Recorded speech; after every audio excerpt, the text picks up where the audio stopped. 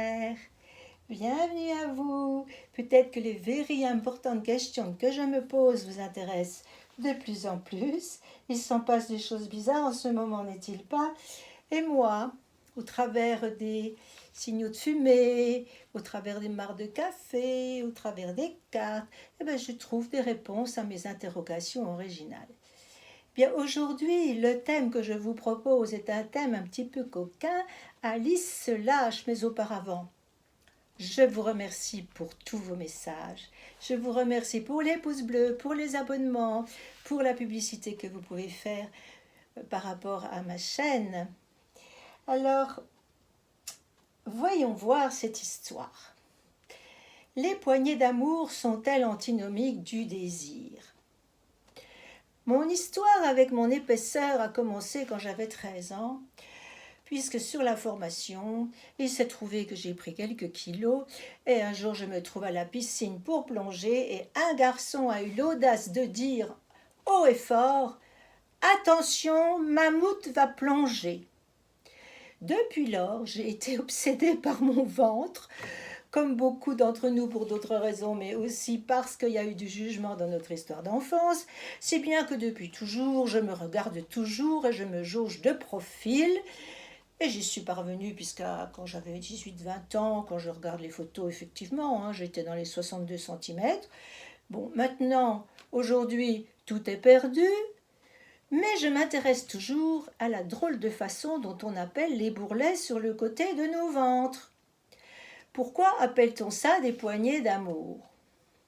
Eh bien, l'amour, qu'est-ce qui vient faire là-dedans? Puisque c'est la guerre, mais c'est la guerre. On veut les perdre rapidement, on veut les perdre en un mois, on veut les perdre en une semaine, on nous propose même des trucs pour les perdre en 6 minutes ou en 5 minutes, à la maison, à force d'exercice, chez les professionnels, cryolipolyse, liposuction, et puis régime à tout prendre.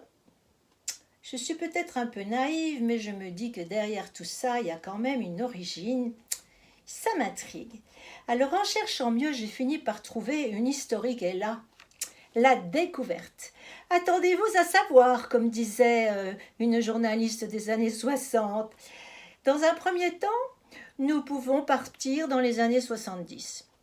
L'origine de l'expression s'appelle love handles.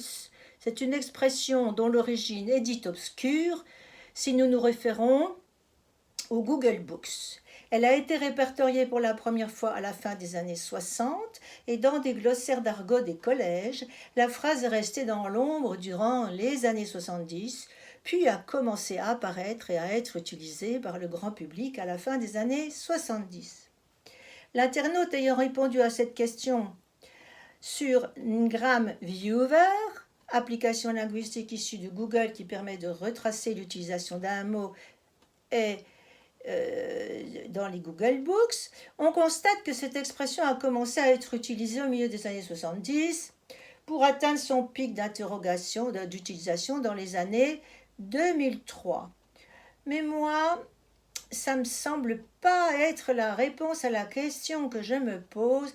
Love handle, mais ça sert à quoi d'avoir des poignées pour tenir l'amour? Et j'ai continué mes recherches et alors là, j'ai trouvé un truc sensationnel.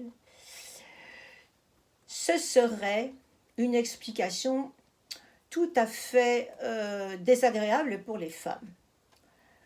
Aujourd'hui, on appelle bourrelet, alors bourrelet, l'origine du mot bourrelet, les poignées d'amour.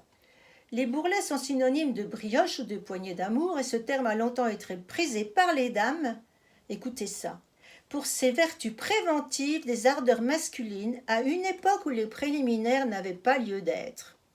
Le temps des préliminaires est en effet, en préparation à l'amour, extrêmement récent dans l'histoire de l'humanité. Deuxième moitié du XXe siècle. Car auparavant, la puissance virile s'imposait comme une évidence et seule condition à l'amour. Alors si on reprend l'étymologie et l'histoire du terme, on comprend la cohérence de tous les usages du bourrelet. C'est un coussin rempli de bourre destiné à atténuer le contact et à amortir les chocs. Ces définitions littéraires de différentes sources, le dictionnaire de Furtière de l'Académie des XVIIIe et XIXe siècles en attestent. Si nous poursuivons la recherche, nous allons de surprise en surprise, car dès la fin du XVIIIe siècle et au XIXe siècle, le bourrelet était une sorte de petit coussin rond en soie, rempli de coton et percé au centre d'un trou, à la mesure du membre viril qui devait l'occuper. Percé d'un trou à la mesure du membre viril qui devait l'occuper. Cet artifice avait été inventé pour éviter les inconvénients dus à la longueur du membre trop viril, le beau lapsus, et d'ardeur peu soucieuse de la sensibilité féminine. Le bourrelet s'attachait aux cuisses et aux reins, avec 2 rubans prévus à cet effet, et cousus ensemble pour pouvoir se rejoindre. Et alors, dès que l'amour fait ressentir son feu, nous dit Jules Chiou, le fouteur passe son vie par le trou du bourrelet. Point de suspension.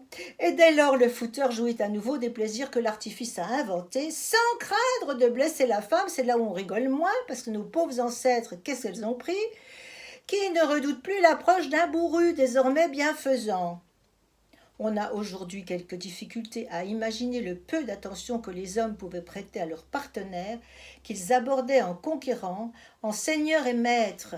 Et le bourrelet sembla ainsi nécessaire à une époque où l'amour à la hussarde semble avoir été la règle plus que l'exception, comme en attestent ces lignes des anecdotes du temps de 1836. Je savais bien qu'il y avait un truc derrière l'histoire des poignées d'amour. Le duc de Roquelaure avait un membre très gros et très long. Quand il avait à se plaindre de sa femme, il la menaçait de la foutre sans bourrelet. On rêve. Vraiment, écoutez, c'est quand même fabuleux de lire des choses pareilles. Cette pratique était si répandue qu'on la retrouve dans la littérature et par exemple chez Musset dans son sulfureux roman Gamiani, où il dit « Dans mes élans lubriques, j'avais gagné 2 pouces, toutes les mesures étaient passées, mes compagnes étaient vaincues, et je touchais aux bourrelets sans lesquels on serait éventré, et eux, en parlant de la femme.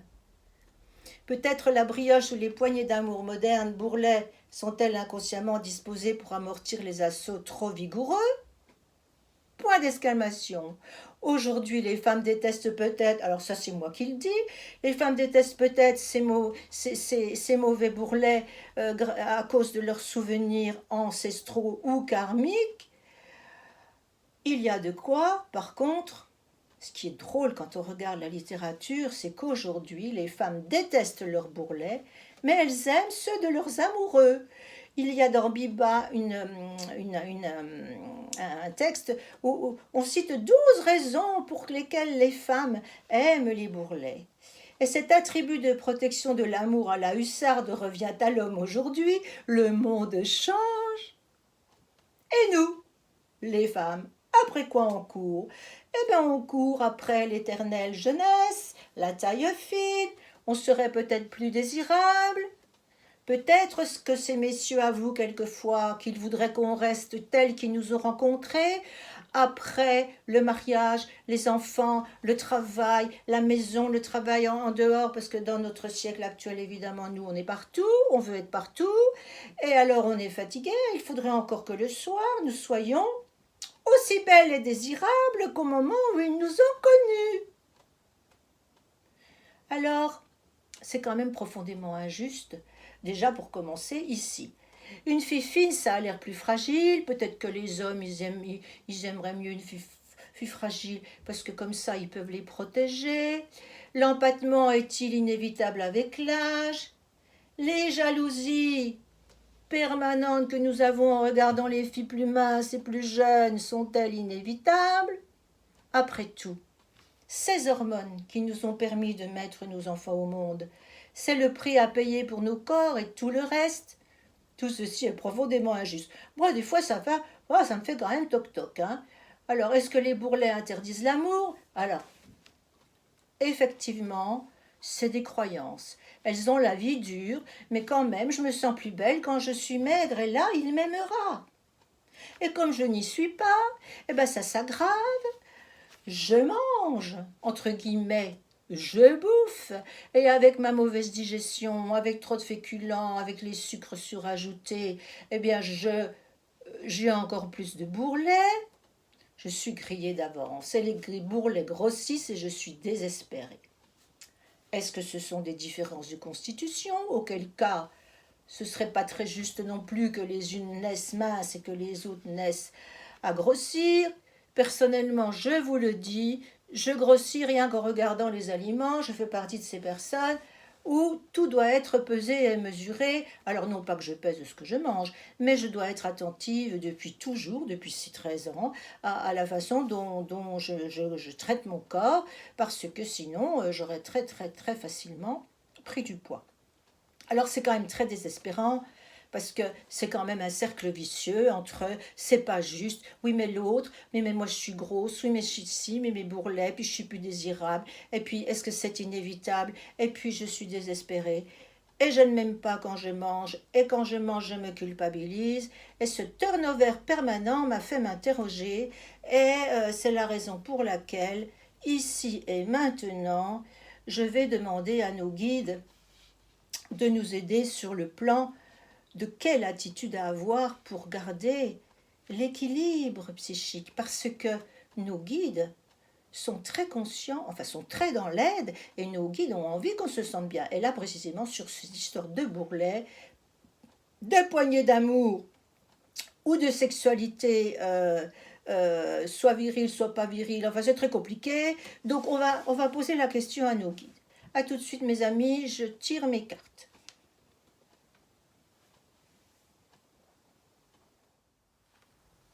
Alors vous voyez mes chers, mes très chers, que là je suis super bien installée. J'ai mon petit Bouddha que j'aime beaucoup, que je vous montre. Un Bouddha vert avec du rouge, vert, l'amour, rouge, la terre et le doré du ciel. Et donc je vais commencer, comme à mon habitude, à prendre mon jeu des anges de l'Atlantide pour voir comment nos guides pourraient nous, nous, nous chapeauter dans ce tirage. Parce qu'en ce moment, il y a un alignement des planètes et des galaxies. Et on va voir ce qu'ils nous racontent, puisque s'il y a un alignement des planètes et des galaxies, c'est que nous, on a à nous aligner à qui nous sommes le plus possible. Et cette question de la relation entre nos bourrelets et le désir est quand même une question primordiale pour nous les femmes. Combien de jalousie elles ont engendré ces remarques, combien de comparaisons et de dévalorisation, combien de culpabilité. Ok. Alors, déjà nous allons tirer le premier. Et le premier, c'est l'ange Jophiel qui me parle de joie. Ah ben écoutez, ça les fait marrer notre histoire. Ils se marrent là, ils rigolent. Hein, on va tirer un deuxième. Et compassion. Ah ben ils compatissent à nos problématiques terrestres. Oh là là, avec notre corps physique, évidemment, ils compatissent. Ils sont très gentils, hein, ils nous compatissent, ça nous rassure. Et puis alors là, on a Uriel qui nous parle de confiance. Bien, alors, ce serait donc la confiance qui serait la joie et la confiance et la compassion. Donc nous allons poursuivre notre tirage. Alors la confiance, évidemment, ça nous parlerait de la confiance en nous peut-être. La compassion, ben, ça nous parlerait peut-être du non-jugement. On va voir, et la joie, de toute façon, rigolons-en, hein, n'est-ce pas?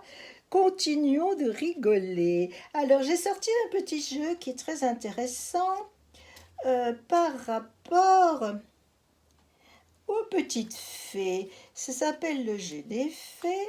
Et j'avais envie de voir qu'est-ce que racontaient les fées par rapport à cette histoire propre aux humaines Ah oui, alors parce qu'avec les hommes, hein, on est vraiment sympa, hein. Il y a même l'actrice Foresti là, qui a fait un article dans Match en disant que les hommes étaient plutôt bienveillants et plutôt gentils et doux. Alors merci mon Dieu, on a évolué depuis le XXe siècle.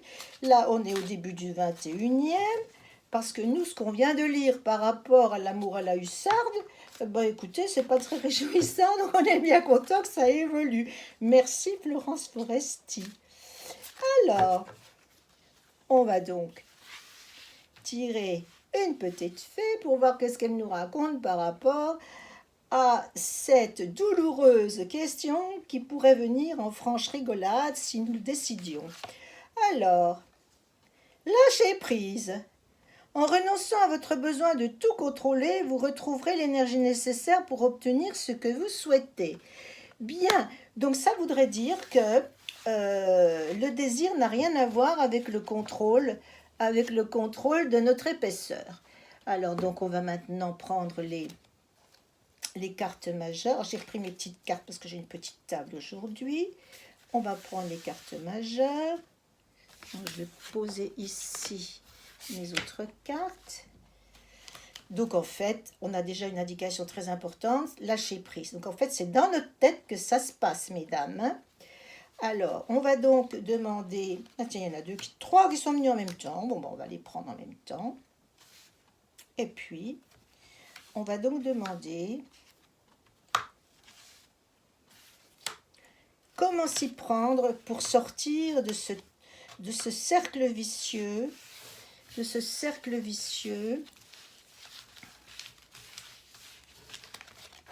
de je me culpabilise, j'ai pas le corps que je veux, les autres sont plus belles que moi, je vieillis, il y a toujours des plus jeunes.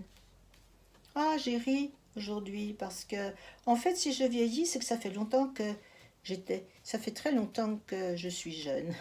C'est très intéressant. Alors, on va mettre ça par-dessus.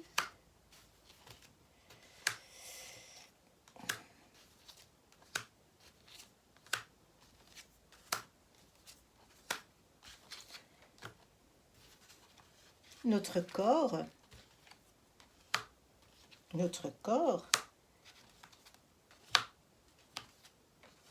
est un instrument en changement permanent. Et donc, est-ce que nos pensées seraient importantes? Alors, on est en train de se transformer. Alors, on est en train de transformer au jour d'aujourd'hui la dualité masculin-féminin. Et l'homme, vous voyez ici, c'est l'empereur.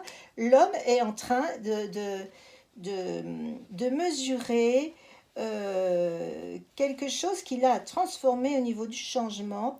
Et on a le 9 de coupe. Et donc, au niveau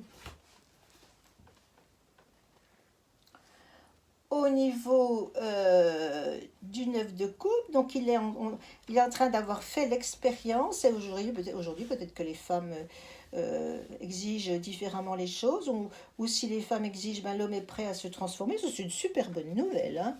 Alors, est-ce que le désir est en relation avec mes... Oh là là là là là là là là. Alors, l'hésitation au niveau de la dualité. Alors donc, en fait, ce que nous disent les guides ici, c'est que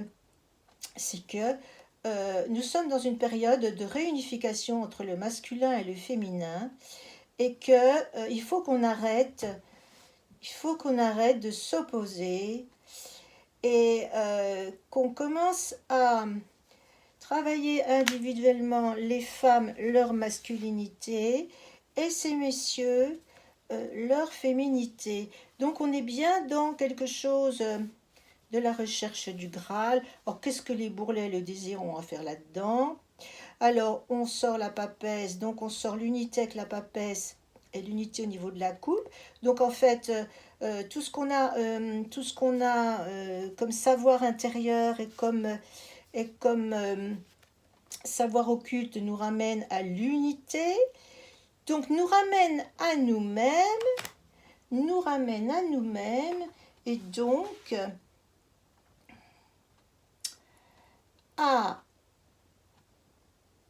nous concentrer sur nous, sur notre intérieur, parce que le plaisir, en fait, on le prend du mauvais côté, on le prend de l'extérieur sur le regard de l'autre, et là, la magie dans nos vies, ce serait de se concentrer sur notre unité, notre intériorité, pour ressentir ce plein en nous, voilà, la papesse, ce plein en nous, même si c'est fugace, identifier ces moments où on est rempli de plaisir, on se sent bien, de façon à pouvoir les pointer et les cultiver en dehors du regard de l'autre. Donc on nous tire vers une compréhension, non pas je me juge par rapport à l'extérieur, mais je regarde ce que je suis dedans.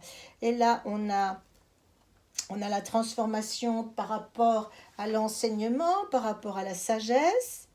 Donc effectivement, il serait temps de sortir de ce cercle vicieux et d'amener de la sagesse et de la maturité dans cette affaire, de voir un petit peu qui je suis, de tirer de l'expérience avec la papesse tous les jugements qui sont issus de notre éducation, de nos conditionnements, et qui, il y en manque une, de nos conditionnements qui ont fait qu'on se juge comme on nous a jugés. Donc il y a un boulot énorme à faire sur le nettoyage de nos idées toutes faites sur nous.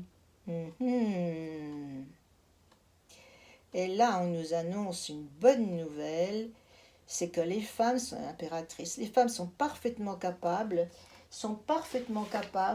de revenir sur leur intériorité et de travailler sur elles-mêmes de manière à ce que quoi?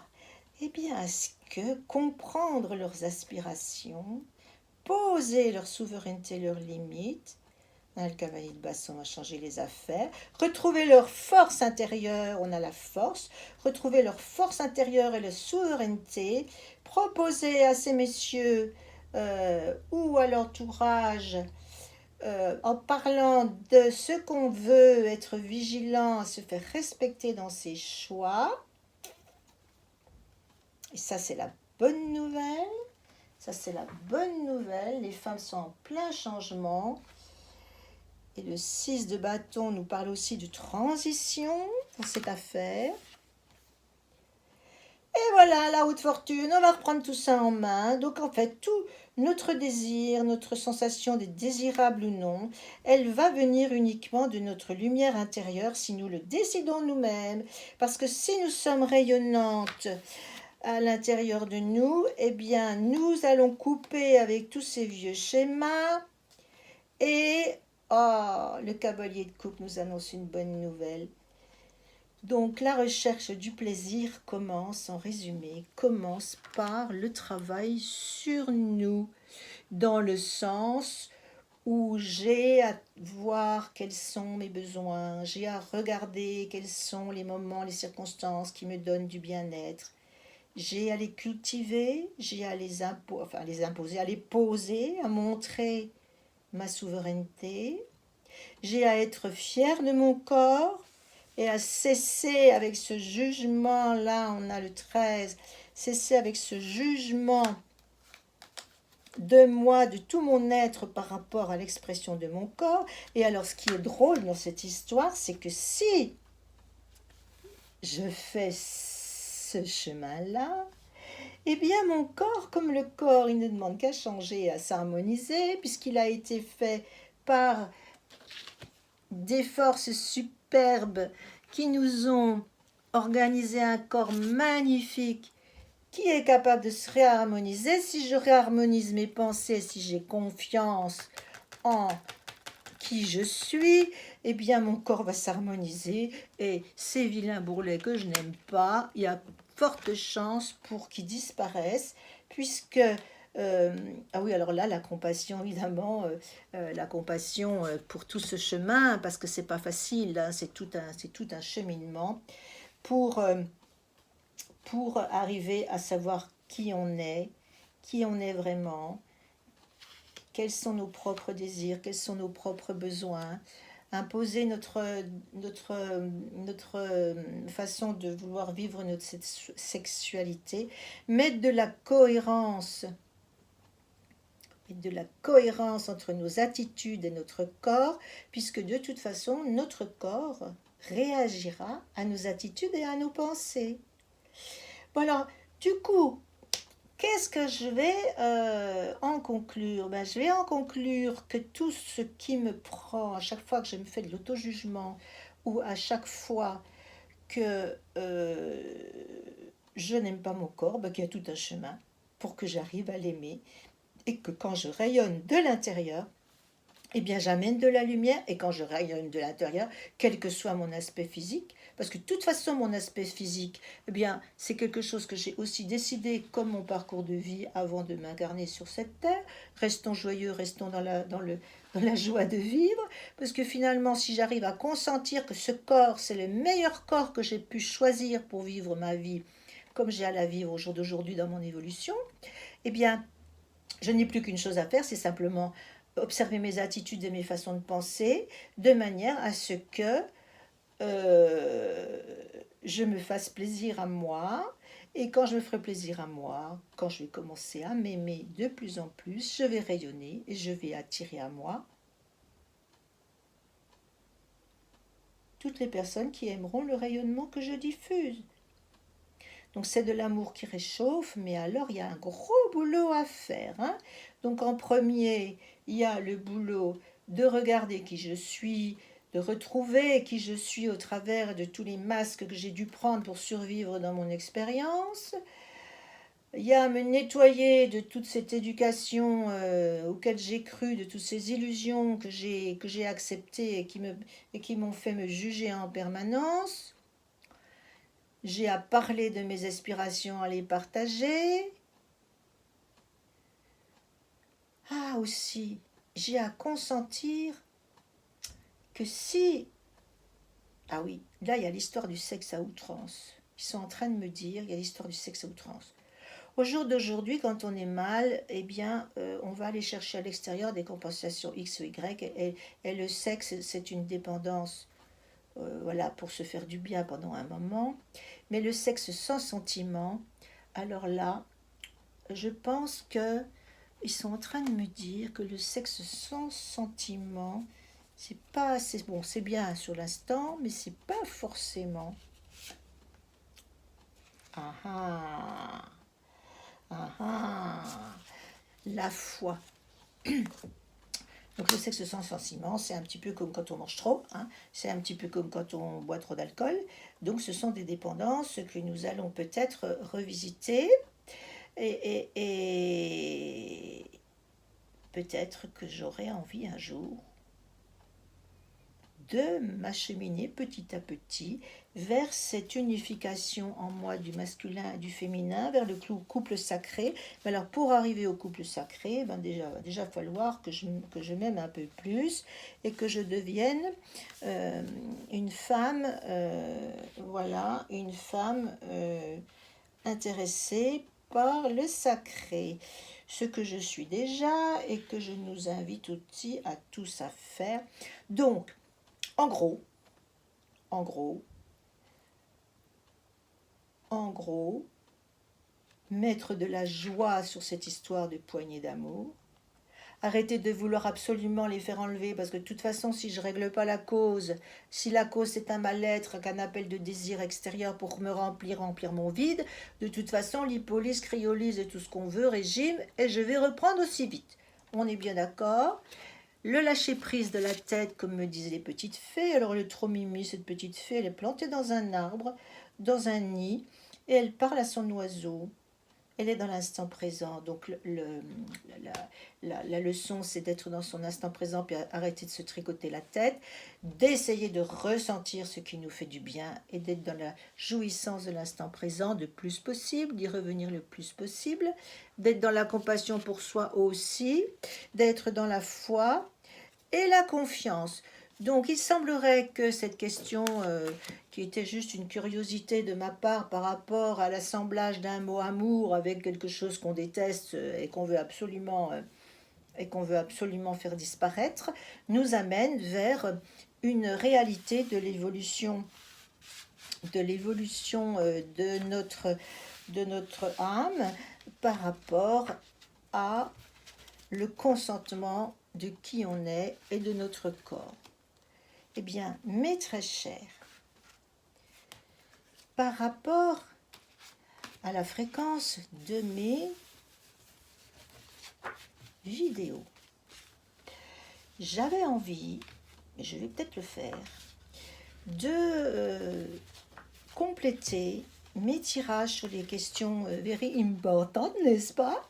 J'avais envie de compléter mes tirages par une petite aide sur des vidéos courtes pour vous aider à mieux vous apprécier en utilisant le tarot initiatique. Donc, je vais concocter cette petite chose et je vous en reparle. Eh bien, mes très chers, je vous remercie de votre écoute. Soyons heureux, vivons dans la paix et bénissons nos corps qui sont les plus beaux du monde parce que nous sommes les âmes les plus belles du monde. Et je vous dis à très bientôt pour la suite des aventures d'Alice.